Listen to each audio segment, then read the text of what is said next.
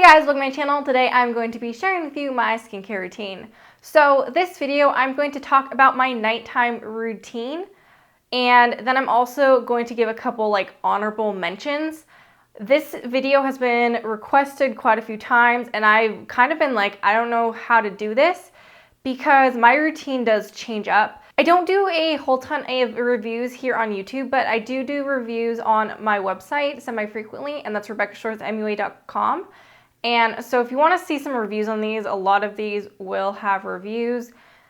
But because I do reviews, that means that I'm trying new things and my skincare kind of rotates. So at times I'm trying in a completely one brand line, and then at other times I kind of am using a mix. Right now I am using kind of a mix of old favorites, a couple new discoveries. Also, there's a little kind of disclaimer. My skin type is combination. I have a pretty normal cheek area, and then along my T-zone, I get quite oily, and then I also get random patches of really dry skin. So, combination with some extreme dryness. Another thing is I have quite sensitive skin. I'm not really allergic to any ingredients, but I am sensitive to certain things. So there are ingredients I avoid as well as fragrances, and I'll kind of talk about those as I get to each section. And lastly, your mileage may vary. These are products that work for me, that I've been trying for a while. I like them. They work great for me. You also have to take into account that your skin is probably different than mine, and for example, I know a lot of people have issues with certain foundations break them out or whatever, but for me it's I don't have very acne prone skin. I'm more likely to get a rash and nasty red bumps than I am to get acne, and I've never had really issues with those types of things. So keep that in mind when I talk about things. This is something that works for my skin. I'm going to share it with you because you guys seem to be interested, but your mileage may vary. As always, when you're trying skincare, it's going to take a couple weeks to see results, and I would highly recommend spot testing. If you're acne prone, choose a place that you're more likely to get a breakout and do a little patch. So I break out along the bottom of my cheek, really annoying. So if I'm gonna patch test, I'm probably gonna do this over 3 days, see if it breaks me out, see if I get a rash, rather than putting it all over your face and then having major regrets later on. So let's get started with actual routine. So like I said, this is nighttime, so we'll start off with what I use to take my makeup off my face. So what I use to remove my makeup is the Boscia Makeup Breakup Cleansing Oil. This has been a long time favorite of mine. I've tried a couple other cleansing oils, but this is the one that I have the best results with. I really like cleansing oils. You put them on dry, it emulsifies your makeup, and then you rinse them off. This turns kind of into a milky, texture when you rinse it, and then it rinses clean. So would highly recommend this. I've used it for quite a few years. It's great because it's not gonna dry out your skin and it takes off all your makeup, including waterproof. I follow that up with the Boscia Detoxifying Black Cleanser. This cleanser, again, I have used for a long time. This has licorice root in it, which is brightening. It has a natural form of salicylic acid, so it keeps your skin clear. It has a warming effect. When you put it on your face with warm water, it warms. I'm not a big fan of that, but it doesn't I don't dislike it enough to stop using it. Overall, this keeps my skin, kind of gives me a brightening effect and keeps it clear. I like this. And again, it's not overly harsh. The great thing and why I really love Boscia in general, Boscia is a brand that is very great for sensitive skin. Boscia is a great thing for sensitive skin in general. I've liked most of the line that I have tried, and the great thing that I really like about it, because I am sensitive to fragrances, is it's not only fragrance free, it is no added fragrance, because sometimes to get something fragrance free, they have to add a fragrance to neutralize it, and so this is nothing, no fragrances, no dyes. It's great. I love it. Something kind of to talk about within the first step of cleansing that I do avoid that does a great things for my skin is I don't use sodium lauryl sulfate. I don't use it in my toothpaste either, because I used to get a lot of breakouts around my mouth, switch my toothpaste.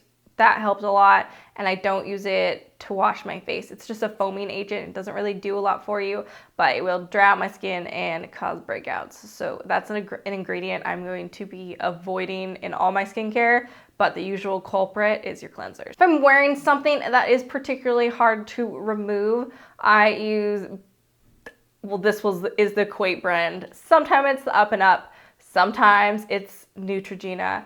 I don't really care. They all kind of work. I like the ones that are the oil-free kind, so they're like a silicone-based something, and you shake it up, put it on a cotton pad, hold it on your eyeballs for about 30 seconds, and then wipe away. I will use that today because I have waterproof glitter on, and this waterproof glitter stuff by Lit is no joke. So I'm not really picky with my oil-free makeup removers, but I always have one on hand. So my next step after I cleanse my face is I like to tone my face. I've tried quite a few different toners over the years. I have quite a few that I enjoy, but this one is the one that is back in my routine because I just love it. This is the Thayer's Rose Petal Witch Hazel. It is alcohol free. That's something I look for. I like toners, not astringents, which do have alcohol. I avoid putting anything that's really going to dry out my skin because I tend to find that it just makes my skin oilier in the long run, so that's not really helping me. So this one is my favorite. I know some people are sensitive to the rose one. It comes in like 4 or 5 different flavors, so you don't have to get the rose. Overall, I really like this. It keeps my skin just kind of feeling refreshed right after I take off my makeup, and then also it's gonna pick up anything that was left behind. I just put this on a cotton ball and use it all over my face. Now we're gonna talk about serums, and that's what I would use at this step, so we're on to like step 3. So the current serum I'm using is the Resist Vitamin C Super Booster Serum by Paula's Choice. Something I didn't say at the beginning of the video, some of these things were sent to me and some of them were not. As always, they're going to be somewhere on the screen, so you'll be able to tell if it was sent to me or not. I had a post on Paula's Choice, which you can go find on my blog if you're interested in basically the full line that I tried out. And this was something that stuck around. This is my no, it's a lie. The sunscreen became my favorite product, but this was probably my second favorite product by Paula's Choice, and it's currently top favorite for vitamin C serum. Overall, vitamin C is really great for my skin. My skin likes it. It keeps it looking radiant and brightening. It also tightens your skin. It's great for anti-aging. It's an antioxidant. Like, I could go on and on about vitamin C, which is why I'm gonna link that blog post where I talk about this in depth if you're interested, so I don't bore you if you wanna see my entire routine. So overall, vitamin C is something that I don't like to skip. I pretty much always have a vitamin C serum in my routine. It just kind of changes what it is. This so far is my favorite. Another thing with vitamin C is it does basically, it reacts with oxygen and then it will slowly kind of lose its benefits over time. I like the way that this is packaged and the way that it comes. So this is well sealed, so you're not gonna be losing your benefits like while it's sitting in a warehouse somewhere. So overall, vitamin C serum, great. You just take the little dropper, and I use about 2 drops. This is something that like directions say can use twice a day. I only use once a day because I have sensitive skin and I find that more than once a day is a little too much, but overall, vitamin C serum, great. I use an eye cream. This one is the DermaMD Peptide Eye Cream. Again, I have a review on this on my blog if you want kind of an in-depth whatnot. My eye area is one of those areas that does get extremely dry, like I talked about earlier, so I like using an eye cream. This one is the one I've been using lately, and it has lasted me forever. I still have probably only about a quarter left, but I've had this for over 6 months, and it is going strong. I haven't seen a huge difference in dark circles. However, I don't sleep well, and I have allergies, so I don't think they're ever going away, but I do find that this does a good job on depuffing my eyes, and it definitely does a great job in moisturizing them. So eye cream would be my next step. Take my ring finger, take just a tiny bit, and pat it along the orbital bone. And then last step is moisturizer. So I like to use beauty oils. Those are my favorite type of moisturizer, and I'm gonna talk about a couple of them and then why I choose those. So first one up is passion fruit seed oil. As you can see, it's not in a fancy bottle. This is also called maracuja oil, and it's a lot cheaper if you buy them in the lame bottles. So I buy all my beauty oils from gardenofwisdom.com. This is not sponsored. I just really like gardenofwisdom.com, and that's where I will probably forever buy my beauty oils.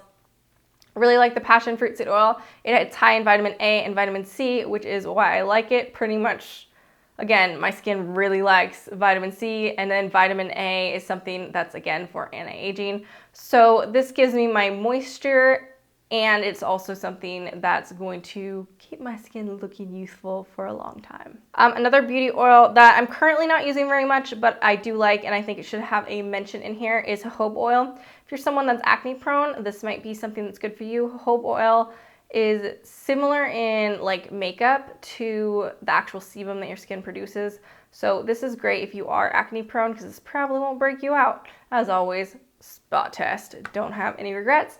I really like jojoba oil. This is what I use if either my skin's just doing really great and I don't want to do anything to it.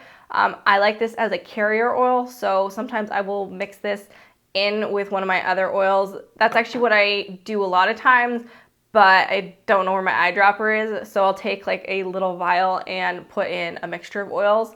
So when I take out 4 drops, it's like a drop of this, a drop of that, but it's already mixed for me. So jojoba oil is great for that. It's great for your overall body. I'll put this on my face, I'll put it on my legs, like it doesn't really matter.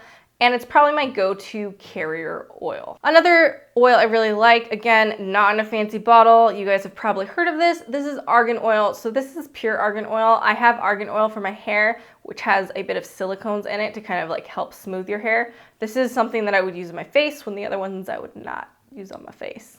So this is something that I use if my skin is extra dry, or I'll kind of do oils in sections.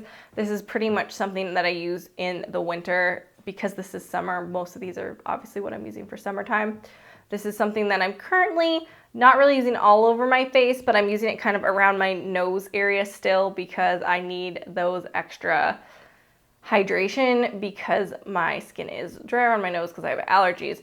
The great thing about argan oil is it is omega rich, so it's something that's really going to plump up your skin and make it look nice, and it does a great job in kind of the same anti-aging benefits, because those are things that you get through your diet or topically. It's not something your body naturally produces. But overall, really like argan oil. This is something you could also use on your body, your hair, your nails.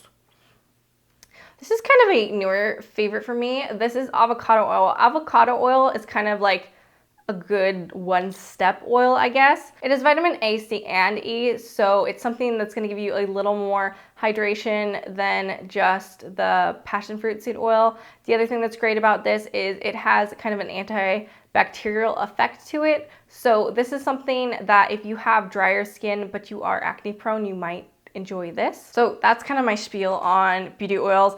If you have specific questions about those, or you'd like in-depth kind of like reviews / what they do on those, let me know. I'd be happy to do them. So those are products I use every night. Now we're gonna go into products that I don't use every night. The first thing is the Garden of Wisdom 10% glycolic acid wipes, or I always say swipes. They're called Exfo pads, whatever. They're basically these little pads in this liquid stuff. They do have a higher concentration than just this one, but this is what I stick with. Glycolic acid is an AHA, so it's going to basically remove the top layer of your dead skins, and this is a chemical exfoliant. Manual exfoliants tend to irritate my skin. I don't like things with any type of little scrubbies. I use this currently in my routine about once a week.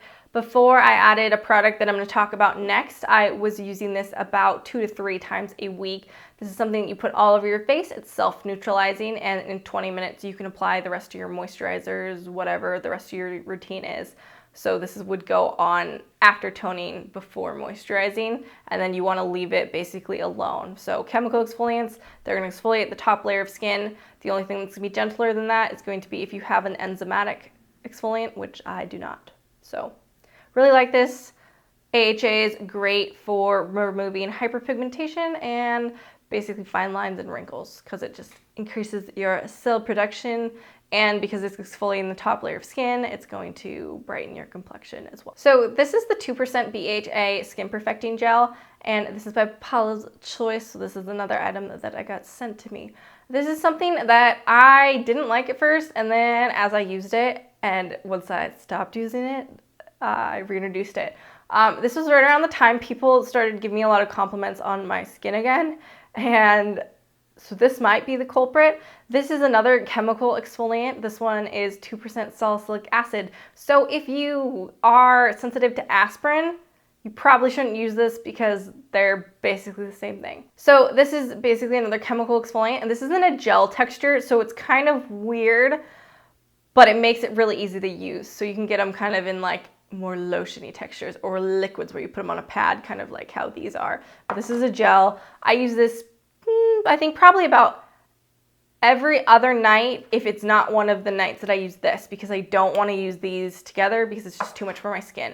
I would normally use chemical exfoliants less, but I basically only use a washcloth on my face. I'm not using another tool on my face right now. Like, I used to use a Clarisonic. I still really like the Clarisonic and would recommend it, but mine died, so I'm not using it right now. So this is, again, something that's recommended to be once or twice a day. This is something, again, I only use at nighttime because my skin is sensitive. This actually does a really good job keeping my skin kind of clearer. Again, I don't really struggle with acne, but I do get blemishes from time to time, and this has definitely evened out my skin texture, and it has kind of maintained my skin not having breakouts pretty well. So I do really like this.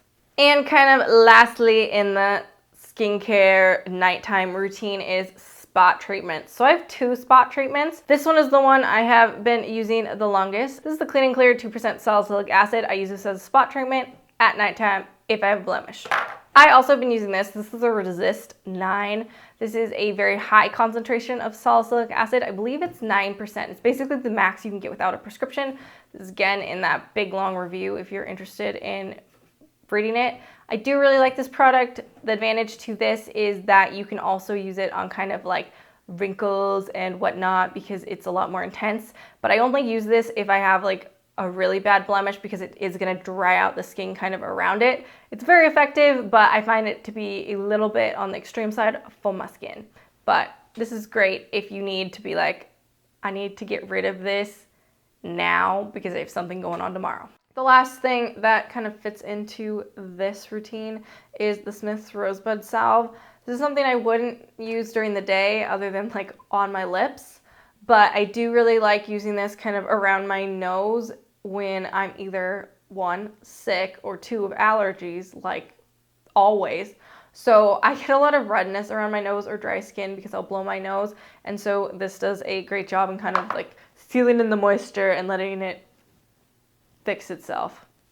So anyhow, that's the end of my kind of long spiel on different products that I use on my skin that I'm currently using in the summertime at nighttime. I will also have another video coming up, and that's going to be basically my daytime skincare, and then I'll also talk about masks in that video as well, just because I want them to both not be ridiculously long. Anyhow, that's all I have for you today. I hope you enjoyed this video. Again, these are all things that work for me. I really like these products. Your mileage may vary because it's skin. If you have any questions about specific products, let me know. I'll also try to link in the down box different reviews I've done because I know that I've reviewed a couple of these things. Some things might have just been in my favorites, but if I did a review, I'll let you know. And if you want a review on one of these things in particular, I'd be happy to do that. I'd like to start doing more skincare reviews. Let me know if you like skincare reviews more like on YouTube, or should I just kind of keep those to my blog and keep more tutorials on YouTube? Let me know your thoughts, and I will see you guys on the next video.